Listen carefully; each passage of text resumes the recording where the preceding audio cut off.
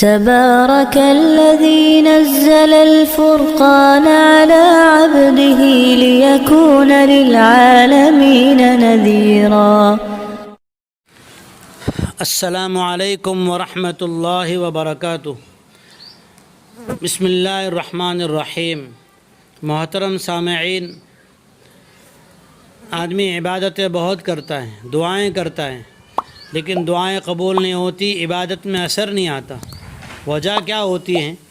اللہ کے نبی رحمت للعالمین امام الانبیاء محمد رسول اللہ صلی اللہ علیہ وسلم نے وجہ بتلائی، اور اس کو سننے کے بعد ہم اپنے آپ پر غور کریں، دوسروں پر اس کا ریسرچ نہ کریں، اپنے آپ پر غور کریں تو انشاءاللہ ہماری عبادتیں بھی، ہمارے دعائیں بھی انشاءاللہ قبول ہوں گی. وہ چیز کیا ہیں؟ اس حدیث پاک میں ہے. یہ حدیث مسلم شریف اور ترمذی شریف کی ہے.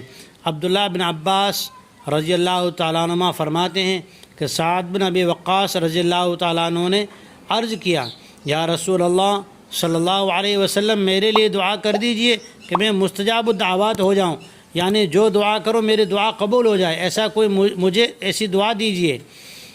تو آپ علیہ الصلاۃ والسلام نے فرمایا، اپنے کھانے کو پاک کر.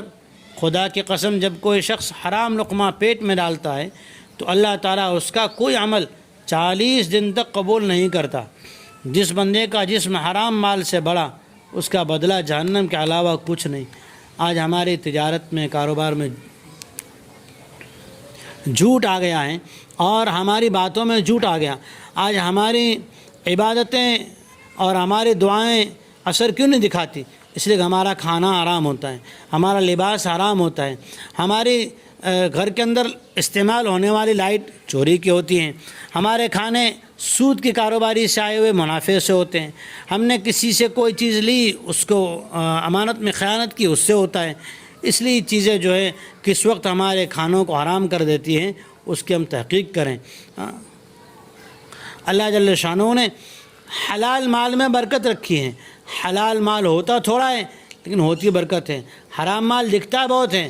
وَلَوْ أَعْجَبَكَ كَثْرَةُ الْخَبِيثِ. قرآن میں اللہ فرماتے ہیں حرام مال جو ہے بہت زیادہ ہوتا ہے، اس کی چمک زیادہ ہوتی ہے، لوگوں کو بھلا معلوم ہوتا ہے، لیکن ہوتا نقصان ہے.